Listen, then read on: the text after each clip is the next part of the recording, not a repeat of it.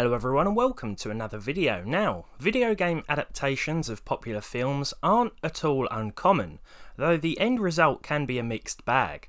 Some films turned games can be good and some can be downright terrible. One such example of a good video game adaptation is this, Peter Jackson's King Kong. Despite being an Xbox 360 launch title, this game was also available on many other platforms including the PlayStation 2, GameCube, Nintendo DS and of course the PC. Last on that list being the focus of today's video. Now not only did the game release twice on PC, more on that a little later, but the then upcoming launch also inspired this graphics card from ASUS, the King Kong 7900 GTX. The 7900 GTX was one of the best cards you could buy back in 2006, though it was slightly outpaced in a single card configuration by ATI's X1900 XTX. More X's, more power, I guess.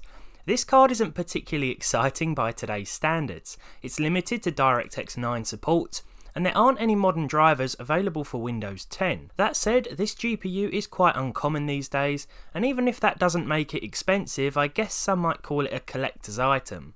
I was intrigued to see what differences this card offered spec-wise compared to other 7900s, but as far as I can tell, the only major disparity is that this came bundled with a copy of the King Kong game, which in itself was both a blessing and a curse. See, there were two versions of this game. The retail PC version was based on the OG Xbox version, so it didn't look too great graphically. It also had something called Starforce DRM, a copy protection method that some claimed was malware and others blamed for the corruption of their operating system installs. It also stops the game working on Windows 8 and above. The second version, known as the Gamers Edition, or the one we've got here, was released as a digital download and on some OEM discs. It's based on the Xbox 360 version, so it has improved visuals and no DRM, meaning it works on all modern Windows operating systems. I can't be certain, but I think this is the version that was bundled with the King Kong 7900 graphics card. At least I hope it was, because it was the better version of the two, though it wasn't without its own issues like graphical glitches and crashes. So when it comes to running this game on the card with its name and logo printed on it, well, it does an okay job. I'm using a widescreen fixed patch and I've got the settings turned right up. This game is a linear title and you play as both a human and King Kong himself, and that's where things get a little more demanding. Some scenarios will see you hitting close to 60 FPS, and the more intense King Kong scenes will mean dips to the low 20s.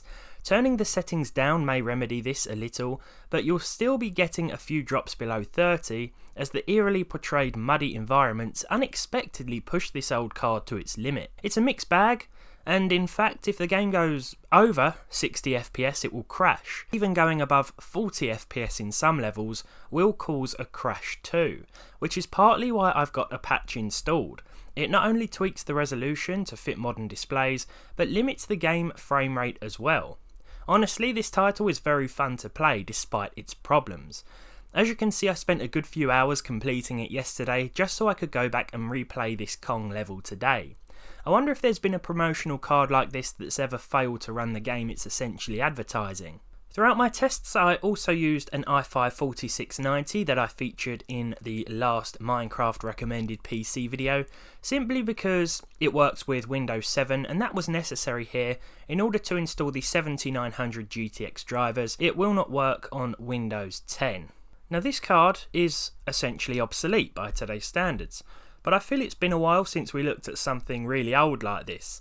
Despite lacking modern performance, I still enjoy these old beasts, and after all, this GPU was the best money could buy at one point in time, with a recommended retail price of $500 US.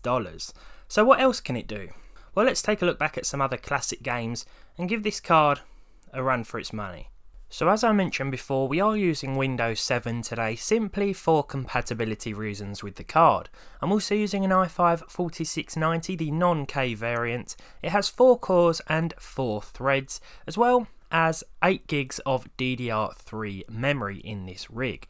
Now starting off we have Half-Life 2, and just to retain some of that historic nostalgia, I'm running the games today where I can at 1600 by 1200 resolution, a popular resolution back in the day before we had widescreen monitors and TVs that were capable of 1920 by 1080. Now Half-Life 2 runs very well at over 100 frames per second with some high and some medium settings. I think this game was certainly ahead of its time when it released, and it has no trouble running on the 7900 GTX. Now the original Far Cry was also a very nice game when it came out. It was probably also considered ahead of its time. The open world and the luscious environments really were quite impressive years ago.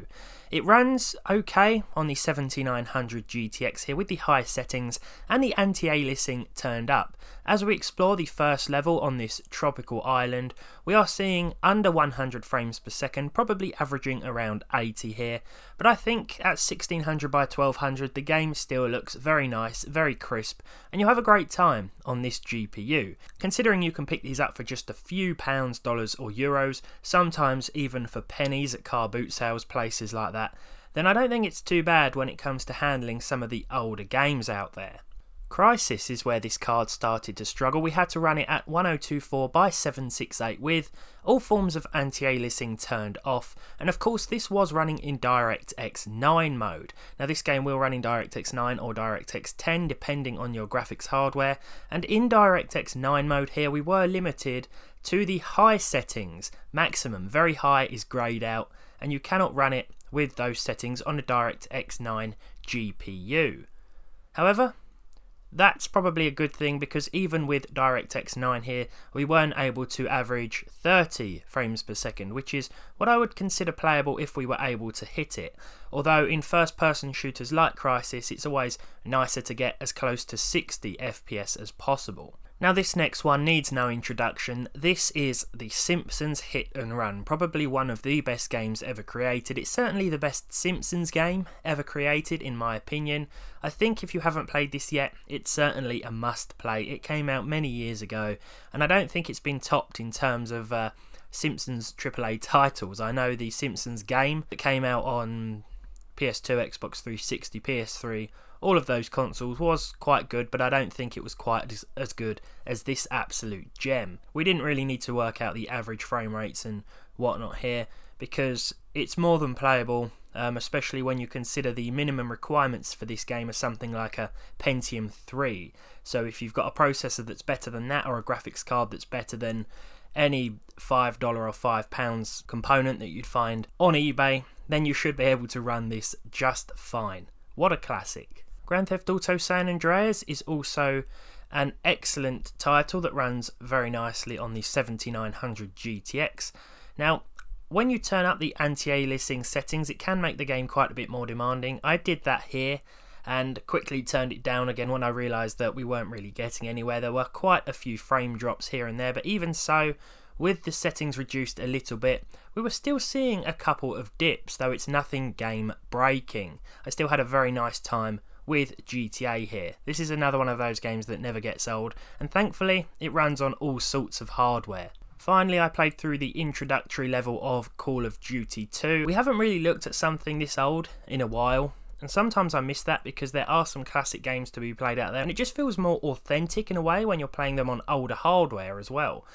That might sound quite odd, but in some cases I noticed that running older games with newer hardware can actually pose more issues than running said games on older stuff.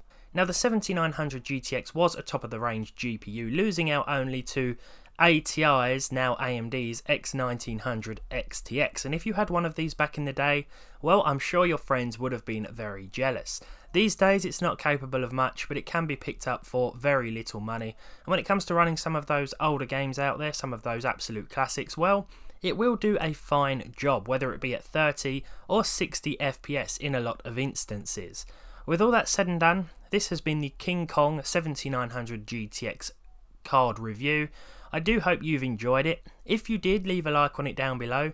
If you didn't, leave a dislike. Subscribe to the channel if you haven't done so already. And in the next one, we'll be taking a look at Samsung's very first gaming laptop. Something I'm very excited about. I'm looking at it right now in front of me. I can't pick it up. It's too heavy. I need a crane. But anyway, yeah, hopefully you can join me then when we take a look at the absolute behemoth that I have before me.